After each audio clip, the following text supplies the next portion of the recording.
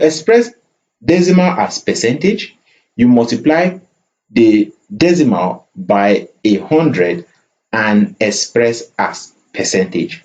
Once you multiply it by 100, you have expressed it as a percentage. For example, we are asked to change 0.55 to percentage. So all you need to do is just to multiply 0.55 by 100.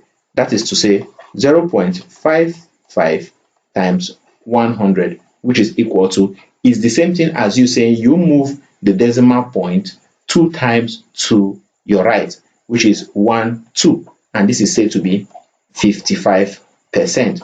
Otherwise, you can first of all convert 0.55, which is a decimal fraction, to a proper fraction and then convert it to a percentage.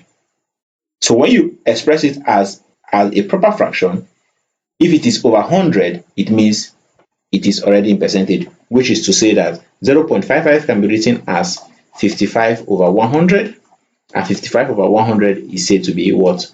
55%. So whichever method you take, you will still arrive at the same answer. Example 2, we are asked to change 0.09 to percentage.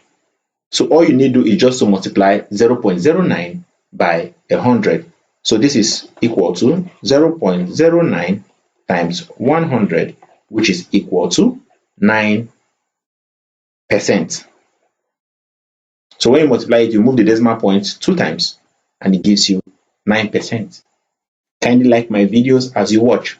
While I recommend that you subscribe to my channel if you are yet to do so.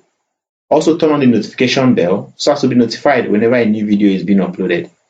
You can also use the comment section to interact with me on areas that are still difficult for you to understand.